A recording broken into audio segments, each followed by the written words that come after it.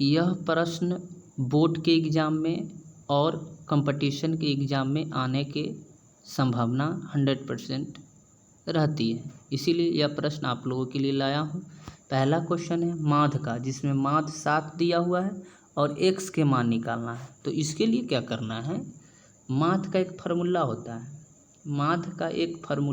है, माध्य बराबर होता है सभी संख्याओं का योग, यानी एक संख्या दिया हुआ है, 4 दिया हुआ है, x दिया हुआ है, 5 दिया हुआ है, 12 दिया हुआ है। तो सभी को हम योग कर देंगे। अब नीचे में गिनेंगे कै संख्या है, कुल संख्या 1 2 3 4 5, तो नीचे में 5 लिख देंगे। माध्य 7 दिया है तो 7 लिखेंगे। कुल संख्या 12 5 17, 17 4 21, 1 22, तो x प्लस कितना हो गया, 22 हो गया।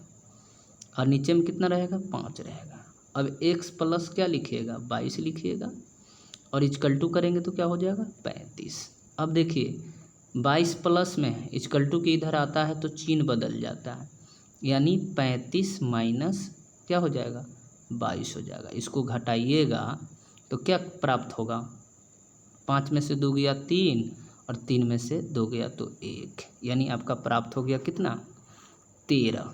अब देखेंगे राइट आंसर ऑप्शन नंबर सी।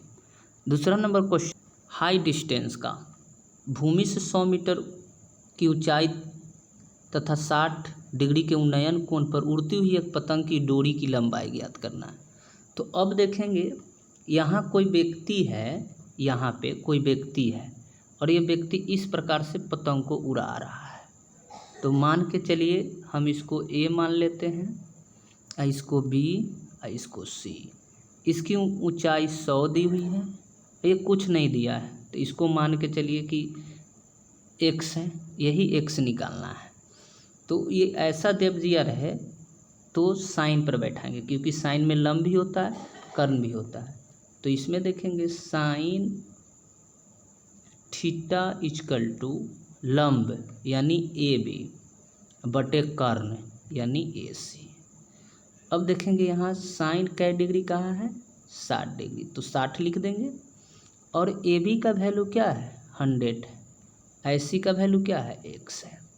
अब साइन 60 का मान बैठाएंगे, √3/2 होता है, बराबर कितना हो जाएगा, 100 बटे कितना, x हो जाएगा, 100 बटे x।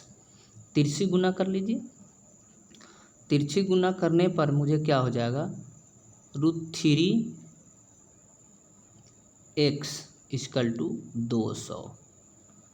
अब x बराबर निकालेंगे तो कितना हो जाएगा, 200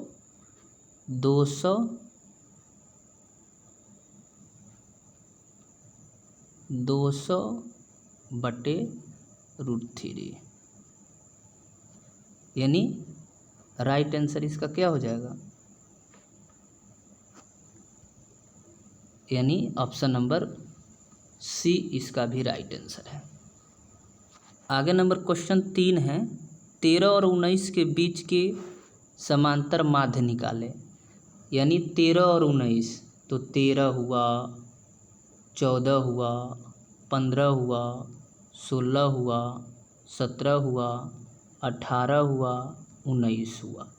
अब माध्य निकालने का सबसे उत्तम तरीका है, एकदम ट्रिकी टर्म है, उत्तम तरीका, 3 अक्षर इधर से छांट दीजिए, 3 अक्षर इधर से छांट दीजिए, तो बीच में बच क्या गया बेचारा, 16 बच गया। तो माध्य इसका क्या हो गया, 16, यानी राइट आंसर इसका क्या हो जाएगा, ऑप्शन नंबर बी। अब आगे क्वेश्चन है, दो संख्याओं का गुणनफल 8670 है और उसका मौसा 17 है, तो उसका लौसा क्या निकालेंगे, मतलब क्या होगा। अब देखिए रामबाण फार्मूला है, लौसा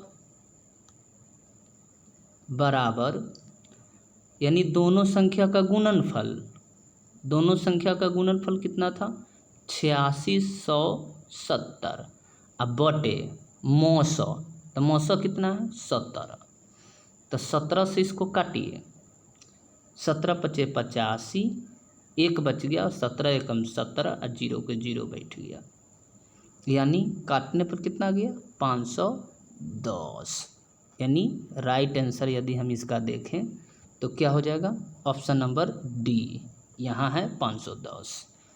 thank you. Watching for video. Subscribe कीजिए इस चैनल को और शेयर कीजिए। धन्यवाद।